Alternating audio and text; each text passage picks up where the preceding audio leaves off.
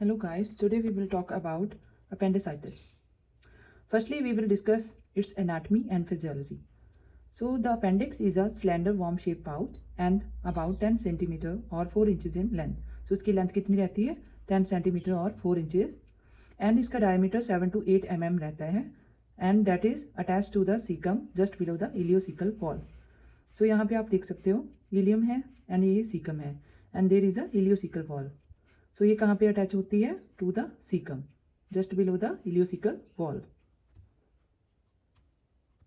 Next is appendicitis. So it is inflammation of the vermiform appendix.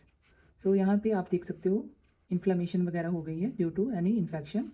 तो जिससे क्या है कौन सी कंडीशन डेवलप होती है appendicitis. Next are the causes. So causes में क्या है फर्स्टली जब ऑब्स्ट्रक्शन हो जाती है अपेंडिक्स के ल्यूमन में, ठीक है, ल्यूमन मीन्स रास्ता. सो जो अपेंडिक्स होती है उसके ल्यूमन में जब ऑब्स्ट्रक्शन होती है उससे क्या होना शुरू हो जाता है इन्फेक्शन. एंड जो ये ऑब्स्ट्रक्शन होती है मोस्ट कॉमनली किसकी वजह से होती है फिकलेथ जो कि हार्ड स्टूल भी बोलते हैं जिसको, एंड लिम्फोइड हाइपरप्लेजिया. इसमें क्या होता है वाइट ब्लड सेल्स होते हैं उनकी ओवर ग्रोथ होनी शुरू हो जाती है. Next is fragments of indigestible food particles. So जो भी हम फूड पार्टिकल्स होते हैं जो डाइजेस्ट नहीं हो पाते उनके फ्रेगमेंट रह जाती हैं तो उसकी वजह से भी क्या होता है appendicitis. Mucus parasites and tumours की वजह से भी अपेंडिसाइटिस होता है. Increased intraluminal pressure. देखो वहाँ पे जब अपेंडिक्स ल्यूमन में ऑब्स्ट्रक्शन होनी शुरू हो जाएगी उससे क्या होगा इंट्राल्यूमिनर प्रेशर है जो ल्यूमन है उसमें प्रेशर बढ़ना शुरू हो जाएगा. Next is ischaemia. So ischaemia में क्या होता है जो ब्लड सप्लाई होती है to the part like appendix को वो क्या हो जाएगी ऑब्स्ट्रक्ट हो जाएगी एंड बैक्टीरियल ओवरग्रोथ होनी शुरू हो जाएगी वहाँ पे and necrosis of the appendix. जिससे क्या होगा वो अपेंडिक्स हो गया डेड टिश्यू हो जाएगा उसका. जिससे क्या होता है इवेंचुअली परफोरेशन होनी शुरू हो जाती है. परफोरेशन क्या होता है ज़्यादातर गैस्ट्रो वाले ऑर्गन्स में होनी शुरू हो जाती है लाइक ओपनिंग एंड उसमें क्या होता है पस फॉर्मेशन वगैरह भी होती है. Next is incidence. So incidence में क्या है मेनली ये किस में होता है 10 to 30 years of age and more common किस में होती है मेल्स में. Next is pathophysiology. So previously हमने इसके कॉजेज डिस्कस किए अपेंडिसाइटिस के एंड वो कॉजेज जैसे कि कोई इन्फेक्शन हो गई इंट्राल्यूमिनल, ठीक है, ऑब्स्ट्रक्शन हो गई उसकी वजह से क्या होना शुरू हो जाएगा अपेंडिक्स में इन्फ्लामेशन. सो जब इन्फ्लामेशन होनी शुरू हो जाएगी तो उससे क्या होगा जो अपेंडिक्स का ल्यूमन है, ठीक है, रास्ता है, उसमें क्या होगा प्रेशर बढ़ना शुरू हो जाएगा जिससे क्या होगा सीवियर पेन शुरू होएगा. सो आपने देखा होगा कि कोई भी पेशेंट जब अपेंडिसाइटिस का आता है तो मेनली उसको क्या एक्सपीरियंस होता है severe pain. So now we will discuss about clinical manifestations. So first is epigastric pain. जो epigastric pain होता है वो gastric region में होता है and it will spread to right lower quadrant. So जो abdomen का right lower quadrant होता है वहाँ पे ये epigastric pain spread होता है. फिर उसके बाद क्या है लो ग्रेड फीवर रहता है पेशेंट को, nausea और vomiting, anorexia, ठीक है, loss of appetite, rebound tenderness. So इसमें क्या होता है जब when we apply pressure with both hands and we release so there will be pain and hardness. फिर उसके बाद क्या है कॉन्स्टिपेशन, डायरिया. इसके अलावा कुछ फिजिकल एग्जामिनेशन फाइंडिंग्स होती हैं. First is pain at McBurney's point, second is Rovsing sign and third one psoas sign and fourth one obturator sign. Pain at McBurney's point. So इसमें क्या है तो मैकबर्नी पॉइंट कहाँ पे होता है 2/3 of the way from umbilicus to the interior superior iliac spine. So patient कहाँ पे पेन एक्सपीरियंस करेगा 2/3 of the way from umbilicus to the interior superior iliac spine. And next is Rovsing sign. So इसमें क्या होता है pain in the right lower quadrant upon palpation of the left lower quadrant. So इस picture में आप देखिए जब palpation की गई लेफ्ट लोअर क्वाड्रेंट की तो पेन कहाँ पे डेवलप होगा राइट लोअर क्वाड्रेंट में. Next is psoas sign. So इसमें क्या होता है पेशेंट को हम लाई करते हैं ऑन हिज और हर लेफ्ट साइड. फिर जो राइट थाई होती है उसको हम क्या करते हैं फ्लेक्स करते हैं एंड बैकवर्ड लेके जाते हैं एंड इसमें पेन है जो इंडिकेट करेगा कि इन्फ्लामेशन हुई है अपेंडिक्स की, ठीक है. Next is obturator sign. So obturator sign में क्या होता है pain on passive internal rotation.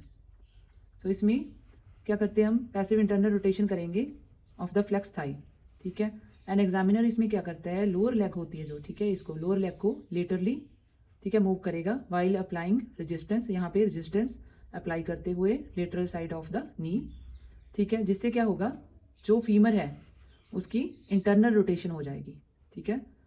ये आप देख सकते हो कि इंटरनली ये रोटेट होना फीमर शुरू कर देगा। डायग्नोस्टिक एवेल्युएशन, तो डायग्नोस्टिक एवेल्युएशन में फर्स्टली हम क्या करते हैं, हिस्ट्री कलेक्ट करते हैं, सेकेंडली फिजिकल एग्जामिनेशन लेते हैं एंड फिर उनके यूरिन के टेस्ट लेते हैं। TLC रेज करते देखते हैं, रेज हुई है लाइक 10,000 to 18,000 इसमें बड़े होते हैं, ठीक है। And if TLC more than 18,000, अगर इसमें TLC काउंट हमारा, ठीक है, टोटल ल्यूकोसाइट काउंट है जो, अगर 18,000 से ज़्यादा होगा तो there are chances of perforation. Perforation में क्या होता है, ओपनिंग एंड इन्फेक्शन होनी शुरू हो जाती है अपेंडिक्स में, जिसमें पस वगैरह भी फॉर्म होती है। फिर न्यूट्रोफिल्स काउंट कितना होता है, मोर देन 75%। फिर नेक्स्ट इज एब्डोमिनल एक्सरे वगैरह करते हैं पेशेंट के एंड अल्ट्रासाउंड, जब हमें लगता है कि भी अल्ट्रासाउंड की भी ज़रूरत है, ठीक है। CT स्कैन वगैरह भी किया जाता है पेशेंट में and pregnancy test in reproductive age group. Next are the complications. So complication mainly कौन सी होती है, परफोरेशन। सो परफोरेशन कब होती है, occurs 24 hours after onset of pain. जब पेशेंट को पेन होता रहता है अपेंडिसाइटिस में एंड 24 आवर्स हो जाते हैं, उसके बाद परफोरेशन होने के चांसेस रहते हैं। सो परफोरेशन के सिम्टम्स क्या होते हैं अगर आपको आइडेंटिफाई करने हो पेशेंट में। सो 37.7 डिग्री सेल्सियस और ग्रेटर फीवर रहेगा पेशेंट को एंड कॉन्टिन्यूड एब्डोमिनल पेन रहता है पेशेंट को और टेंडरनेस एंड पेशेंट हमेशा सुपाइन और मोशनलेस फाउंड होगा हमें, और सुपाइन ही रहेगा एंड वो कोई भी मोशन नहीं करेगा। एंड एब्डोमेन एब्सेस और infection, these both are also complications of appendicitis. So abscess में क्या होता है, मतलब पस वगैरह एब्डोमेन में शुरू हो जाती है एंड इन्फेक्शन होनी शुरू हो जाती है। पेरिटोनाइटिस, लाइक इसमें पेरिटोनियम कैविटी होती है, उसकी इन्फ्लेमेशन हो जाती है। सो इसमें मेडिकल मैनेजमेंट होती है। मेडिकल मैनेजमेंट में क्या है, इमीडिएट सर्जरी करते हैं पेशेंट की। सर्जरी के बाद क्या है, फिर IV फ्लूइड एंड एंटीबायोटिक्स वगैरह पेशेंट को देते हैं, जैसे कि एम्पिसिलिन, सल्बेक्टम एंड जेंटामाइसिन। अगर वहाँ पे एब्सेस फॉर्मेशन बनी हुई है ड्यू टू परफोरेशन, ठीक है, अगर वहाँ पे परफोरेशन हो गई है एंड एब्सेस होनी शुरू हो गई है, तो फर्स्टली हम क्या करेंगे, एंटीबायोटिक्स से ट्रीट करेंगे। देन एक ड्रेन प्लेस की जाती है एब्सेस में बाय सर्जन, ठीक है। आफ्टर ड्रेनेज ऑफ एब्सेस, फिर क्या है, वो एब्सेस जब ड्रेन हो जाती है then only appendectomy is performed, फिर ही सर्जरी पॉसिबल है जब एब्सेस की ड्रेनेज हो जाएगी। सर्जिकल मैनेजमेंट में अपेंडेक्टमी सर्जरी है जो वो परफॉर्म की जाती है एंड जो इसका न्यू मेथड है वो है laparoscopy appendectomy. Next is nursing management.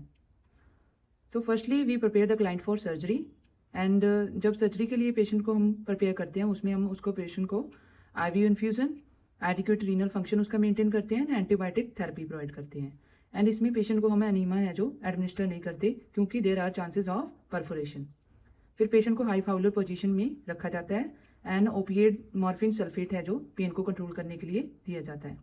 ऑरल fluids हैं जो वो एडमिनिस्टर किए जाते हैं एंड जो डिस्चार्ज होता है वो सर्जरी के दिन ही कर दिया जाता है अगर there is no complication. And patient को एजुकेशन दी जाती है regarding care of incision, dressing changes and irrigation at home. Between 5th and 7th day after surgery patient को अपॉइंटमेंट के लिए बोलना है with surgeon for removal of sutures and inspection of wound and patient को heavy lifting के लिए avoid करना है। नॉर्मल एक्टिविटी है जो वो कब रिज्यूम कर सकता है patient, 2 to 4 weeks. If there is risk for peritonitis, मतलब पेरिटोनियम कैविटी की इन्फ्लेमेशन का रिस्क है, तो फिर हमने पेशेंट को क्या करना है, हॉस्पिटल में ही कुछ दिनों के लिए रखना है। सो summarization, today we discussed about anatomy and physiology of appendix, definition, causes and pathophysiology of appendicitis, clinical manifestation, diagnostic evaluation, complication, medical and nursing management. I hope you have understood the video well. For more videos, please subscribe my channel.